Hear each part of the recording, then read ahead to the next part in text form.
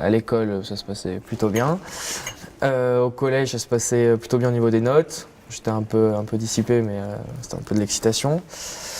Et au lycée, ça commençait bien et au final, le niveau était beaucoup trop dur. Donc voilà, en plus je faisais le con tout le temps, tout ça. Et du coup, je suis parti en pro photographie. J'ai fait une passerelle, en gros, pour passer en pro. Et ça m'a pas plu non plus.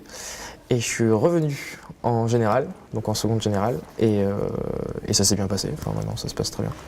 Tim est un élève atypique, comme on en connaît de plus en plus. Au collège, c'était un élève qui était intéressé par deux domaines, l'anglais et les arts plastiques.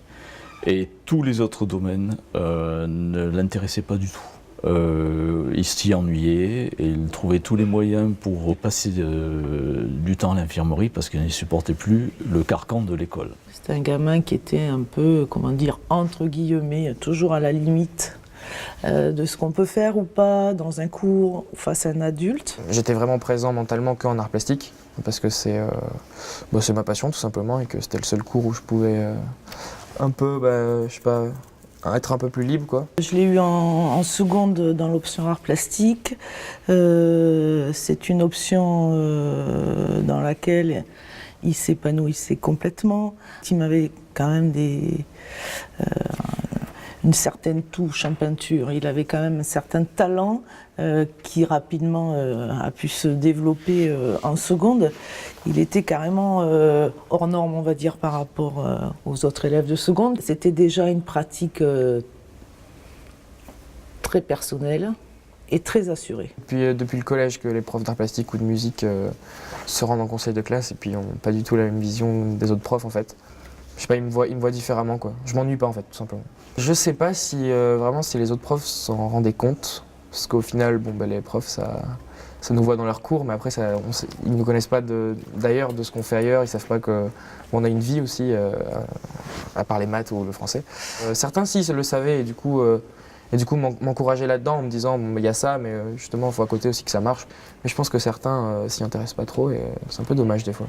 Dans la mesure où il était plus ou moins en échec dans d'autres disciplines, les arts plastiques étaient une discipline où il avait la possibilité de se réaliser, de donner libre cours à son imagination, à ses rêves, à ses passions. Tim, quand il était en cours d'art plastique, il était heureux. Voilà, tout simplement. Et j'avais en face de moi un élève qui était radieux, qui était épanoui, qui était à sa place. Tout simplement à sa place. J'étais pas attentif en cours, j'étais pas concentré, j'en avais pas envie. Je pense que j'étais un peu ailleurs. Aussi, je pense le fait qu'il y ait vraiment plein de disciplines qui me plaisent pas forcément. Par exemple, dans tout ce qui est sciences, ça m'a complètement perdu. En fait, j'étais découragé, j'avais plus du tout envie de venir en cours ou tout ça, quoi. C'était juste du découragement. Moi, je pense que c'est pas seulement un décrochage en seconde professionnelle. C'est un décrochage, une sorte de burn-out par rapport au système scolaire. Je sais pas si j'ai vraiment décroché en seconde pro, je pense que j'ai plus décroché en seconde générale. Mais la facilité de la seconde pro m'a montré que j'avais le niveau en fait pour être en général. Et donc ça m'a fait comprendre que si je travaillais, je pouvais réussir en général. Et du coup en revenant en général, ça m'a complètement changé en fait. Du jour au lendemain, je me suis mis à travailler et à avoir de meilleures notes et meilleurs comportements, enfin tout, quoi. Quand on est décrocheur, on se sent un peu oublié, disons, la majorité du temps, c'est-à-dire en cours, c'est-à-dire presque tout le temps. Sauf quand on a rendez-vous avec le proviseur ou la CPE dans le bureau. Pendant 1 heure, on se sent plus oublié. Pendant 1 heure, on se sent exister, on se sent important. Au final, quand on sort du bureau, on se dit ils m'ont aidé pendant 1 heure, ils m'ont dit ce qu'il fallait faire, mais maintenant, je fais quoi? Je fais comment? Je suis encore tout seul. Donc,